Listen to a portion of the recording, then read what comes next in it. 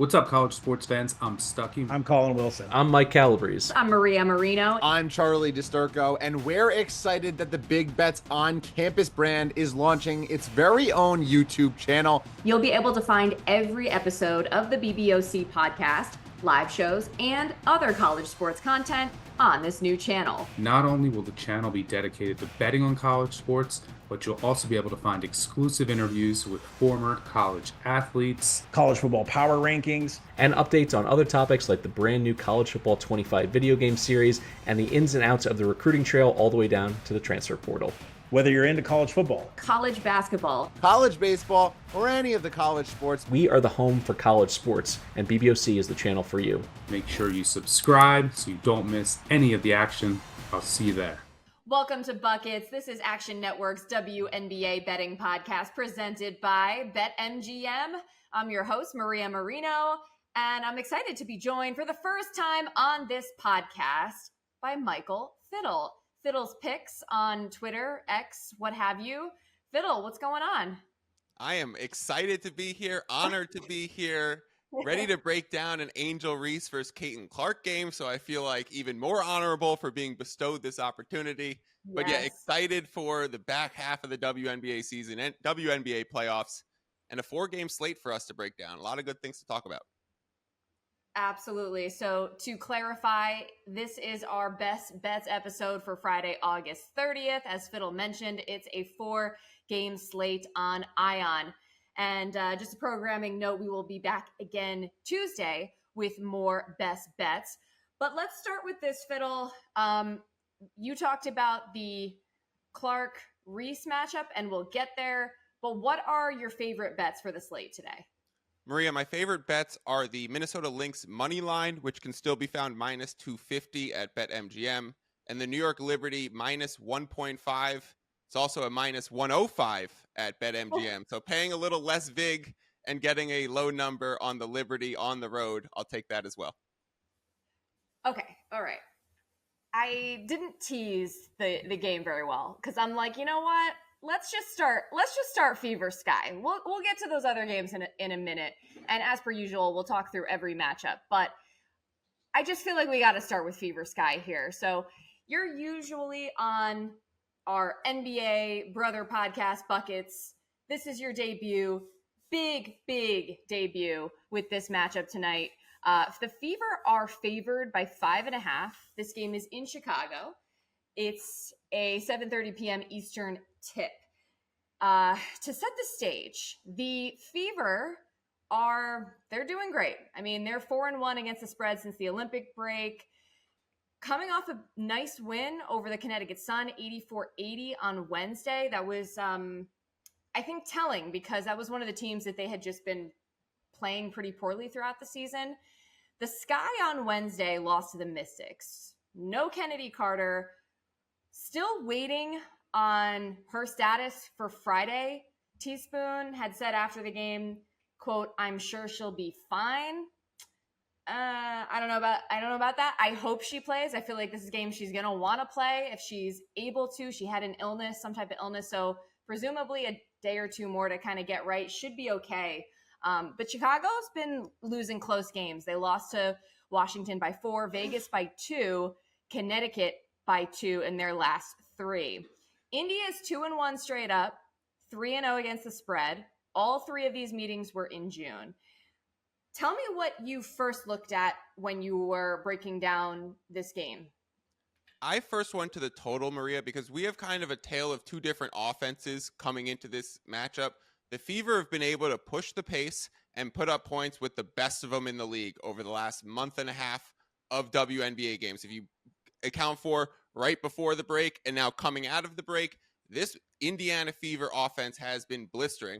On the flip side of that, the Sky can't seem to put the ball in the bucket. They trade Marina Mabry. They lose some of their spacing. Obviously, there's so much noise about Angel Reese's efficiency on offense, but ultimately that leads to, shot attempts under the basket, longer possessions, more of a half-court offense. So you look to back unders in Sky matchups, and you look to back overs in Fever matchups. So this line comes out at 163.5, and it's sort of sitting in no man's land. And no women's land as we're talking about WNBA games.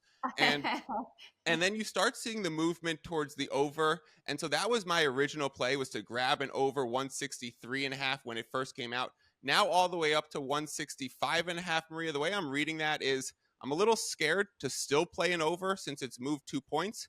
But I do think that's a good sign for the Indiana Fever to be able to pull this game off and cover the spread, take a -5 or 5.5, or maybe the money line and you skip the points because they're on the road. But I like the Fever because I think if the total is indicating that this game is going to score and there's going to be more offense, then you have to say that favors the Fever and their play style. Definitely. And we said it on the last episode. Fast pace is going to benefit the Fever. They want to keep things moving. Whereas the Sky, it's not like they're this great defense or anything, but they just have a tendency, to your point, of getting stagnant. And that's a big reason why trading Marina Mabrey was so significant and has been so significant for them. It's really hard for them to get going offensively. So it kind of sounds like you're still leaning the over, but you're not super confident at this number the way it's moved. Yeah, because of the emotion that's going to be part of this game. Like, we know this is going to be a physical battle. I expect there to be some hard fouls. I expect there to be some times where the crowd goes, whoa, and then gets really quiet. So I don't know. It's going to be one of those games where it's kind of dependent on the ref's whistle. And are they calling those fouls? Are they stopping the clock and putting these players on the line? If they do that, then I think you could still definitely bet an over. If you have no bets and you're definitely going to watch this game, maybe, watch for the first 6 minutes and see how the game is being called and look to live bet in one of these directions. Very nice. Well, I felt like I had to do at least a little bit of research prop-wise, and this is kind of what I'm leaning, Fiddle. Haven't bet it quite yet, but I want to kind of talk it through with you. So we know about this Angel Reese, Caitlin Clark rivalry, and in particular, as it pertains to the Rookie of the Year race. And, Angel definitely has had her shine throughout this season, but Caitlin's just played better and better and better. At the same time, Angel she has continued to do what she does well, which is rebound the hell out of the basketball. And she's even gotten better at that. So they've both improved, both have, some weaknesses, but I do think Caitlin has just really, really surged out of the break. And I do wonder if she's going to want to kind of put this thing to bed and just really have like a signature performance Friday. This might sound a little scary, seeing her points, rebounds, assists line at 35.5, but the numbers kind of support like the way she's been playing recently. She's hit this in 7 of her last 10, 60% of the time out of her last 20 games. Head to head, she's hit this in 2 of the 3 games. And I believe the first one was the one she missed, which wasn't her best game. And again, that was earlier in the season before she was playing well. So I am considering going for Caitlin Clark over 35.5 points, rebounds, assists, seeing it about -104. Yeah, I actually like that. You're paying -104, so there's very low VIG associated with it. Your break-even rate is just north of that 50%. You're not paying into a 52.5%, which is equivalent to that -110. It's about half of that, 51.5 now. You also get just what I was talking about over. If there's going to be movement towards the over, if we are going to expect a fast-paced game, that correlates with playing some over in the props market as well. You look towards the way that the Sky have defended Clark in the past, and you said, I think you said she went under in this particular game earlier in the season. That's when they put matchup. Right, well, that's when they put Mabrey on Clark to start out. She was actually mic'd up for that game. I remember watching that game. I remember being exposed to her personality and being like, I actually hang out with her in my real life. So she's bigger and she's more physical to guard Caitlin. That's kind of what typical in any style of basketball, you show a young player who has less experience. Hey, we're going to give you size and physicality and see if you can deal with it. So yeah, I'm not surprised earlier in the season she struggled to deal with size and physicality. Now she's playing and she's burning the court, and the Sky don't have the piece to help slow her down. So I support this. Oh, well, thank you. And another thing I realized watching the last game against Connecticut, Debbie Antonelli made a great point on the broadcast, which is that, defenses are treating Caitlin differently now. At first stretch of the season, it was blitz her, send doubles, just make her, confused, just make her uncomfortable. She was throwing the ball away a lot more. Now she has learned to combat that by just finding her teammates so well. So it's just giving her a little bit more space to operate, and she's able to sort of, carve up the D. Now, on the Chicago side of things, if Kennedy Carter plays, I'm interested in her props as well. And I would be looking at points and probably points plus assists if we get it. At the time of this recording here on Thursday evening, I'm not seeing lines for her, probably because we don't have official word. But if you're looking at around like 18 and a half or so, which is what it's been lately, same type of thing. She's been going over this 7 of her last 10 games. And in the 3 meetings with Indy this year, she went over in 2 of 3. The one she didn't, she had 18 points. So I would definitely take a look at her points, take a look at points, assists as well, because I think the numbers will favor that, but we don't have official word on that. I'm just going to keep an eye on it. And one other thing we like to do on the pod is just shout out, give credit where it's due. Even though I'm hesitant to bet it, Kelsey Mitchell has just been phenomenal, averaging 25.6 points per game over her last 5. So I just wanted to give some flowers to Kelsey Mitchell. She's absolutely balling. Not sure if I'm going to bet her props anytime soon. But look, I felt like we had to give that game its shine. It's obviously a really, really juicy game, not just because of the rivalry, but I mean, these are 2 teams fighting to stay in the playoff push. So I wanted to get that out of the way. But if you're cool, Fiddle, we'll move on to the next game. Let's do it. Let's talk some Lynx and Wings, because it's my best bet, but it's also at the exact same time. So I don't know which one I'm actually going to be watching.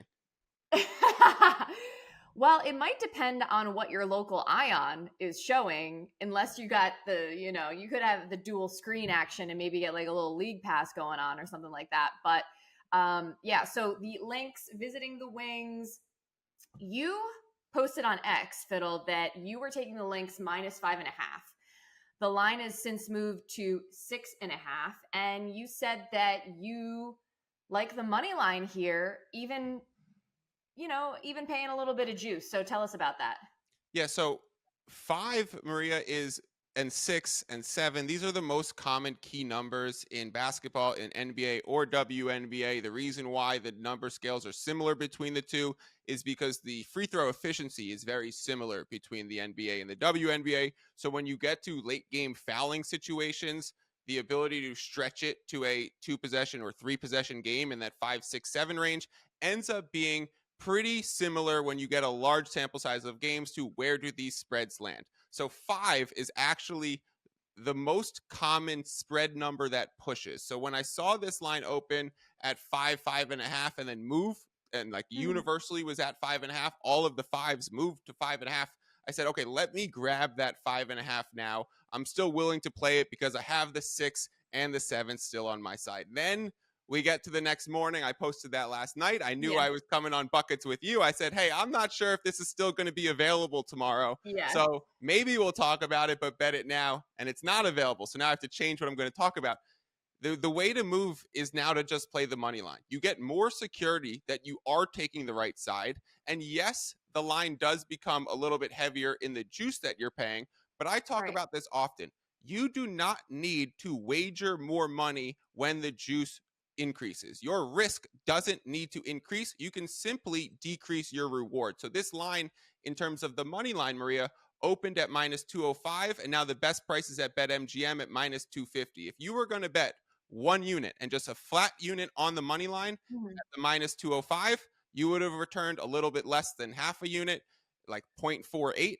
And now doing it on a 250, you're returning 0.4. So you get the added security of knowing you're on a sharp side, getting closer to the game, having the injury reports, also seeing this game move towards the over and have that correlated with the favorite. We get all of this information, and we say, okay, we only reduce our payout by 0.8 of 1 unit, not even a full 0.1 unit. So we can buy that insurance and still play the money line on the Lynx, even though it's moved through key numbers.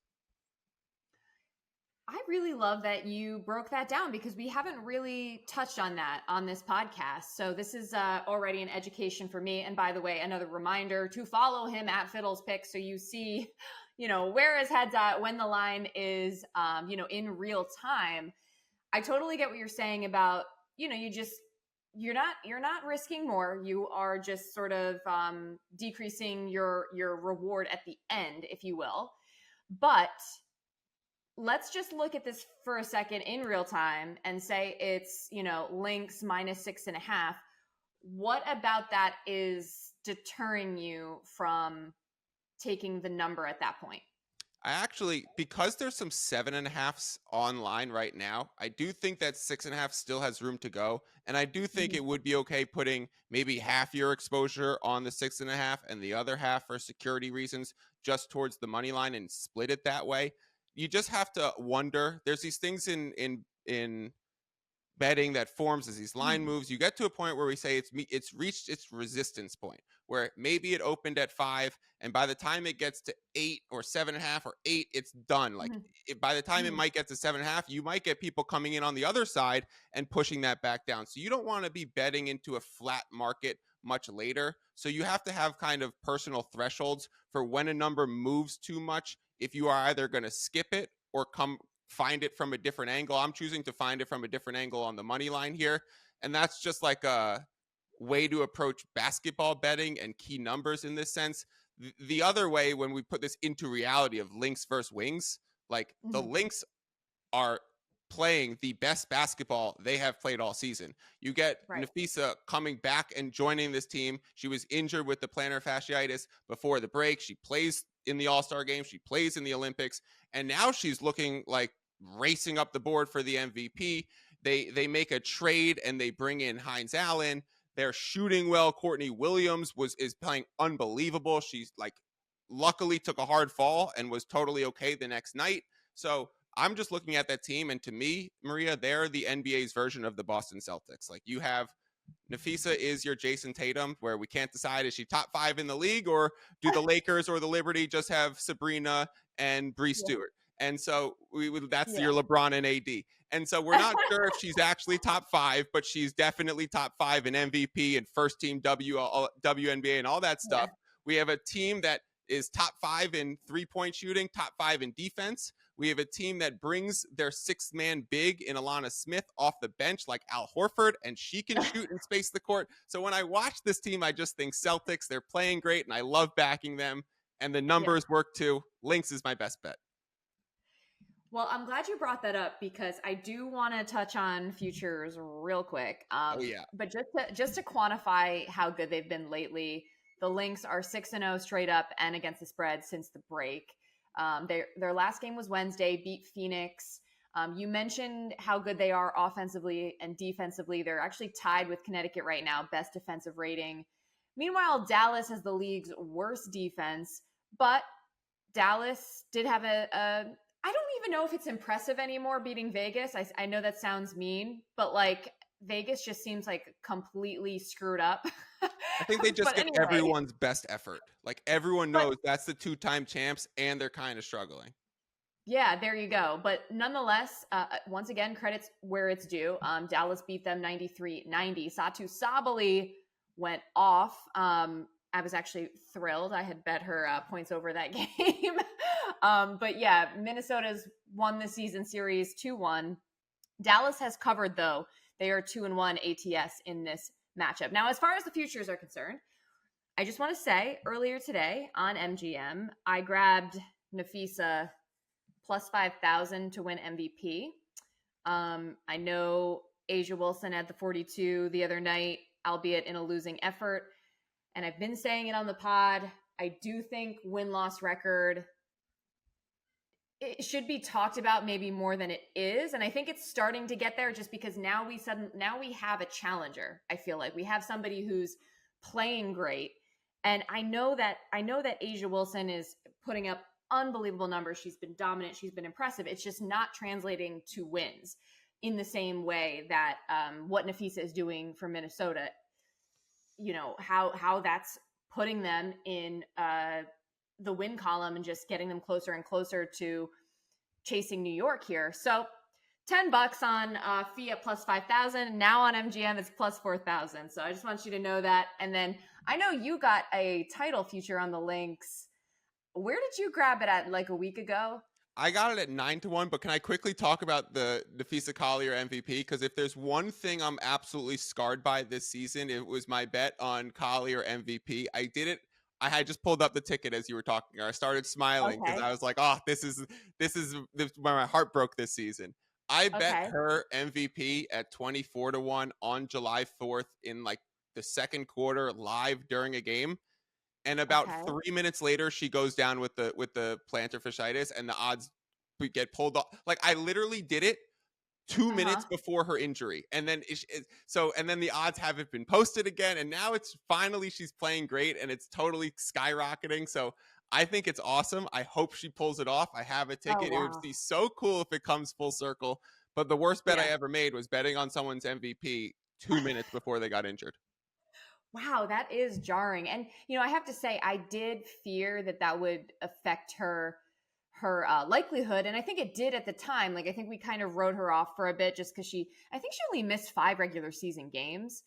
And I want to say the Lynx went 3-2 in that time. But what she's done lately here, like if she can keep up this pace, if she can keep up this level, and the Lynx continue stacking wins, and they threaten the Liberty, I just think it's going to really give the voters a lot to think about. So I just wanted to put that out there. I feel like I've talked about this. I probably talked about Nafisa the other day, so apologies if I'm repeating myself, but I just want to let everybody know in full transparency, I went ahead and put a few dollars on it. All right, so you like the Lynx. Let's move it on to the next game and talk about your other best bet, which is the Liberty minus 1.5. They're visiting Seattle at 10 o'clock Eastern. So New York, out of the break, looked really good, won and covered 3 straight. Then in their last 4, 2-2 straight up, 1-3 against the spread. Sabrina Ionescu was banged up a little bit in that time. And then here the other night on Wednesday, they get upset by the Sparks. They were 12.5-point favorites, but Jonquel Jones was a late scratch. So you and I were waiting for the injury report. She is officially questionable for Friday with an illness. I once again, I don't know, but kind of how I feel about Kennedy Carter, I would have a hard time thinking she wouldn't play. But going back to that upset with the Liberty being double-digit favorites, I wanted to share a little tidbit from our director of research at Action Network, Evan Abrams, just for everyone's knowledge. Double-digit underdogs are 34-14 ATS this season, so something to keep in mind. But Seattle, they're another team that they don't look right. They have lost 7 straight against the spread. Managed to beat Atlanta by just 4 on Wednesday. And so, Fiddle, I feel like you're just looking at this and thinking, look, the Liberty got to take care of business here. Yeah, and they're also, we have to, like, there's 2 things that I really do in terms of my capping. The one is I understand the numbers, and we applied that to the first game. The second thing is the only way that I can relate to a professional athlete is that we both feel tired, and we both know what it's like to take a plane from New York to LA and to travel in the time zones and then have to play and how your body has to reset. We are not that far different in terms of those things. So I understand that West Coast trip into the game where then you have a late scratch was a really hard spot for them coming off of an emotional few games where they haven't been playing well. Now they're settled in. They've had 3 days on the West Coast. They have a much shorter trip up to Seattle where now they should be totally adjusted for the time zone and playing on the later end. Generally, earlier games are tougher for teams. Later games become easier for teams. You have your full time from prep for your normal rotation and preparation and pregame stuff. So I think this is a prime spot to grab the Liberty. It opened -1. It's at BetMGM at -1.5. There's 2.5s currently available. To me, that's a sign Jonquel likely plays. I think this line could close at 3.5. And I think having a 1.5 becomes beautiful on the league's best Liberty. Yeah, no, I'm totally with you. And I also think the fact that they lost to the Sparks the other night benefits you just because of the classic sort of bounce back spot mentality. You know, I think they were obviously very unhappy with their performance the other night and just not playing Liberty basketball, turning the ball over a lot, a little bit sloppy. Obviously, Jonquel is an incredibly important piece. But even if she's not 100%, I really think her presence there, her size down low, gives them a really unique advantage. And the bottom line is, once again, I just don't trust Seattle. I think that they are really struggling to shoot the ball efficiently. They're great on defense. They're very active, but offensively at some times they can stall a little bit. So I have no qualms with this. And I think, do we have anything to add on this, or can we talk about the last game? Yeah. Can I ask you one question about the total in this game, Maria? Sure. So it's 163.5, and it's been that way the entire time. And so we've seen some movement in the spread, and we're waiting on this Jonquel Jones news. I like to use these moments to learn about how the books price players, right? If there's, we can learn what's the impact of Jones to a spread and to a total. So she's a player who can put the ball on the court and put her head down and get to the rim. She could also help space for her size. She's also a great defender and a great rebounder. And when she does grab those defensive rebounds, the pace then slows down because she looks for her outlet to the point guard. So are we learning that she's net neutral to a total? If she's out, how do we think this total moves? Do they start Burke, who plays with more pace, and maybe it increases? I'm just trying to understand how the total might move relative to this news. Well, I'm not sure. Maybe we might be giving the books a little too much respect in regard to how they value a player like Jonquel Jones in relation to the total, if that makes sense. Like, she might be more valuable to it than the books are recognizing right now. Yep. And even the line itself, I don't know that I don't know that Jonquel would get the same respect that she probably deserves as, like, if a Stewie or Sabrina were out. What's interesting to me is, like, you could argue that Jonquel Jones is the most valuable player just because of how different they are, the Liberty, when she's off the floor. But I would think that the total would go up with her playing and being available, just because I think that the Liberty offense flows much better with her there. Even if she's not scoring, they move like in rhythm with her, and they kind of move as a unit. And so, like, without her there, I think they get a little bit lost. They need her ball screens. They need her option as a pick and roll. So that would be my guess. I'm not really, I wouldn't say totals are my strong suit, but that would be my guess. Yeah, I would tend to agree. I would think that it would move up as well. So in other words, I would say if you lean the total and you're listening to this bright and early Friday morning, or even late Thursday night, because I think we're dropping this immediately, and you like it, you might want to grab it before we get official word that Jonquel is going to play. All right, one more game to talk about here on Friday. It's the Atlanta Dream visiting the aforementioned Las Vegas Aces. Aces were favored by 9.5. I think a lot of people looked at that a little bit sideways. It's now at 8.5, another 10 o'clock Eastern tip. So, talk to you about Seattle losing 7 straight against the spread. Vegas has topped that. They have lost 9 straight against the spread. Another tidbit from our pal Evan Abrams ties the longest streak over the last 20 years. So they're playing historically below expectation, I would say. And I think a big part of that is their defense has just been mediocre. Like, Asia Wilson can score she can score 42 points and Like they're not stopping people. You know, they let Dallas score 95 the other night or whatever it was. And I noticed that they're, 7th in defensive rating, 8th in points per game. So just mediocre. The Dream are interesting. And I think overall we're going to stay away from this game. For me, it's because I just don't really trust either side. The Dream have been playing way better. I mean, I lean that they're going to keep this competitive. They're 4-1-1 against the spread since the break. But I don't feel the need to really rush and bet that. I just don't see how we can keep expecting the Aces to have a different result. Yeah, so the movement shows that there's money coming in and smart money coming in on the Aces, but I can't follow that with my own money in this current state of the Aces or the Dream. And so I would say this is the rare moment where I would potentially recommend or say this is the time to consider going contrarian to the market approach. Because Maria, what did you just say that Evan Abrams gave us? 34-14 was the number for double-digit spreads. We also have in our lovely Action Slack channel, Andrew O'Connor Watts saying home favorites off of 3-game road trip.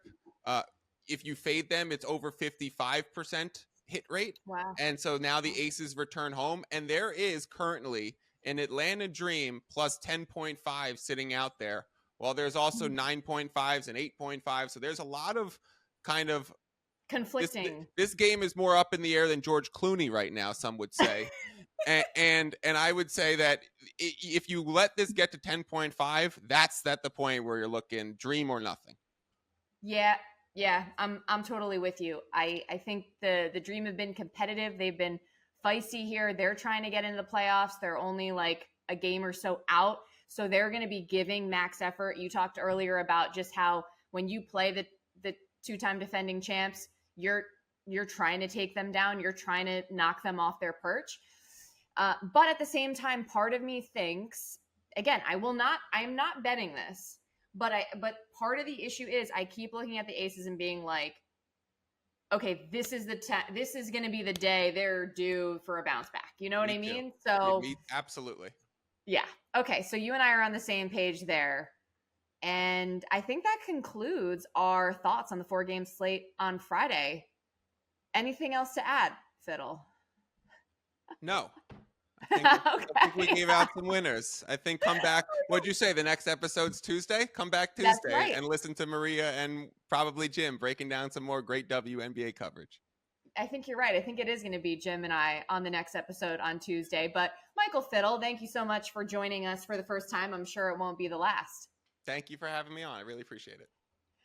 And thanks everybody for listening to Buckets presented by BetMGM. If you like what you hear, please review the podcast. We'll talk to you again on Tuesday. Enjoy the weekend and let's get buckets.